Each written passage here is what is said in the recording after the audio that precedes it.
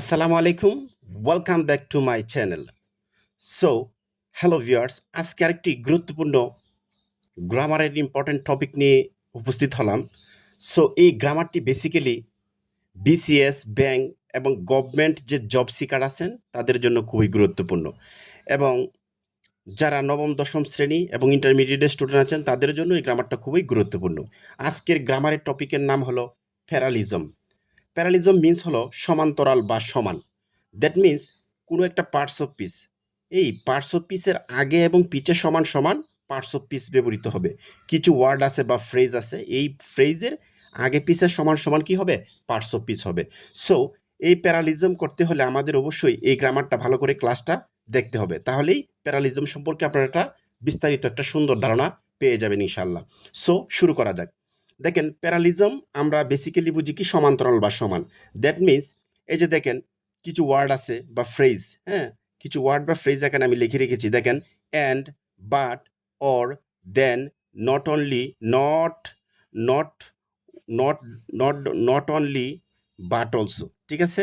আয়দার dot dot or, neither dot dot nor, আর dot dot comma dot dot N. So এই শব্দগুলা যদি কোনো সেন্টেন্সে পান, এই শব্দগুলা যদি বা ওয়ার্ডগুলা যদি কোনো সেন্টেন্সে পান, এটা ওয়ার্ড বা ফ্রেজ, হ্যাঁ, যদি কোনো সেন্টেন্সে পান তাহলে এর আগে এর আগে যে পার্টস অফ পিস থাকবে, সো এর পরেও সেম পার্টস অফ পিস আপনাকে ব্যবহার করতে হবে। তার নামই হলো প্যারালিজম, মানে সমান্তরাল। ঠিক আছে? সো দেখেন, এন্ডের আগে যদি নাউন থাকে, তো এর আগে কি করতে হবে? আপনাকে অবশ্যই নাউন করতে হবে। বাটের আগে যদি মনে করেন অ্যাডজেক্টিভ থাকে, তো এর আগেও কি করতে হবে? অ্যাডজেক্টিভ ইউজ করতে হবে, অ্যাডজেক্টিভ তৈরি করতে হবে বাক্যটাকে, হ্যাঁ। যদি ওর আগে যদি অ্যাডভার্ব থাকে, তো পরেও কিন্তু অ্যাডভার্ব করতে হবে। দেন দেন হলো কম্পারেটিভ ডিগ্রির একটা অংশ। সো দেনের আগে যদি মনে করেন একটা প্রোনাউন আছে, ঠিক আছে, এবং প্রোনাউনটি আছে কি? সাবজেক্টিভ ফর্মে আছে। যে ফর্মেই থাকুক, যদি সাবজেক্টিভ ফর্মে থাকে, তাহলে এই দেনের আগেও প্রোনাউনটি যে ব্যবহার করবেন সেটাও কি? সাবজেক্টিভ প্রোনাউন হবে।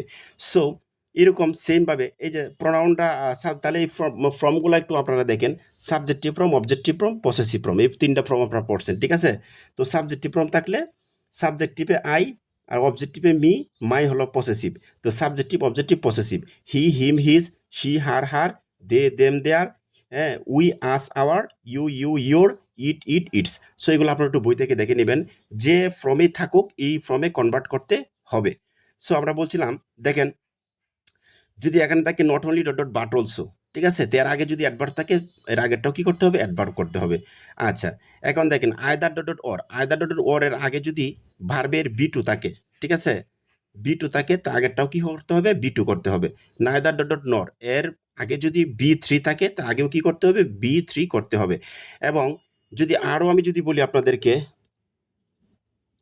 Two plus V one, to plus V one, to সহ ইনফিনিটিভ, এটাকে বলা হয় টু প্লাস বি ওয়ান মানে ইনফিনিটিভ।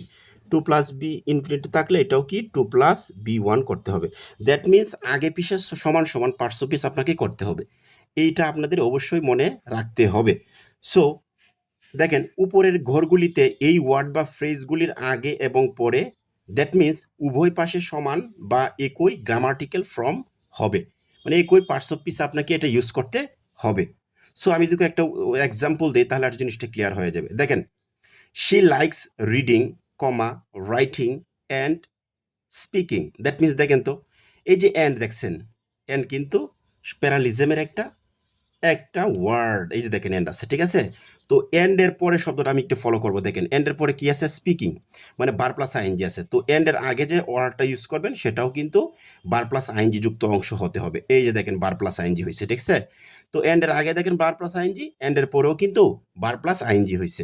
আর এন্ড এর এই পরে যদি টু প্লাস বি ওয়ান থাকতো, মানে টু গো, টু প্লে, তখন আগেও কিন্তু টু সহ বার ব্যবহৃত হইতো, ঠিক আছে?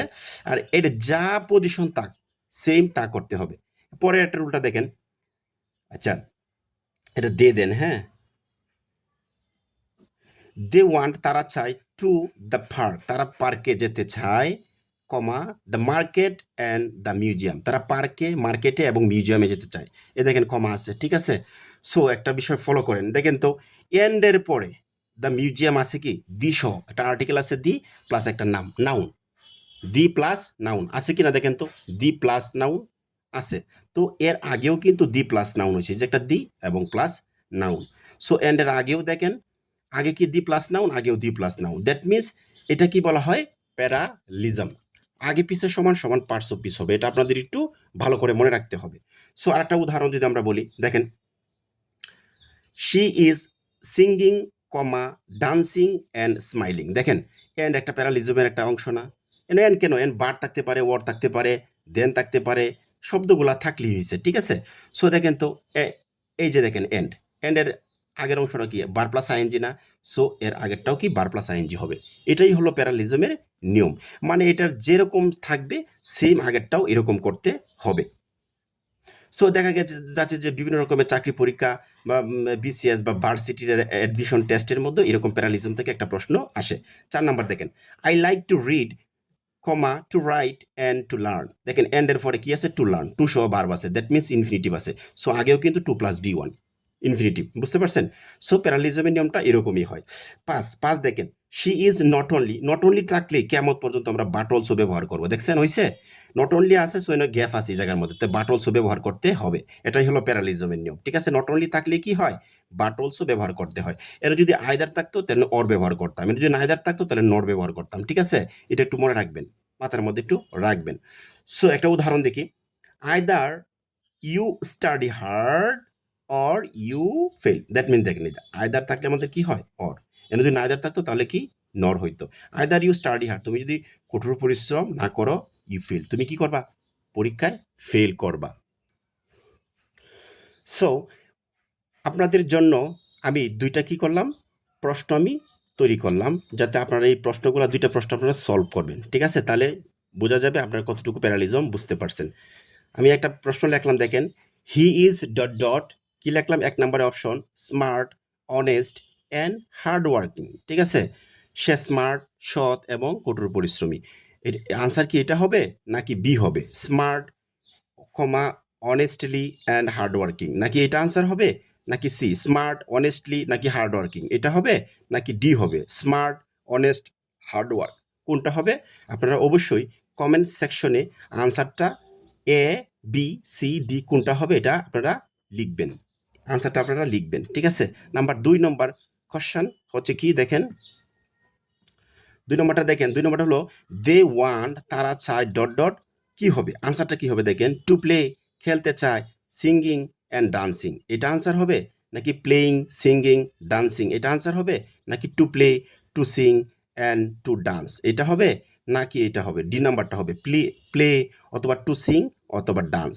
আনসারটা অবশ্যই আপনারা কমেন্ট সেকশনে আপনারা লেখার চেষ্টা করবেন যে সঠিক আনসার কোনটা। ধন্যবাদ আমার ক্লাসটি দেখার জন্য। আপনাদের যদি আমার ক্লাসটি ভালো লাগে তো অবশ্যই আমার চ্যানেলটিকে একটু সাবস্ক্রাইব করবেন, বেশি বেশি লাইক করবেন, শেয়ার করবেন, কমেন্ট করবেন এবং লাইক কমেন্ট শেয়ারের মাধ্যমে আমাকে অনুপ্রাণিত করবেন, যাতে আমি আরও নতুন নতুন গ্রামারের টপিক নিয়ে আপনাদের ভিডিও দিতে পারি। ধন্যবাদ, সবাই ভালো থাকবেন, শুভকামনা রইল।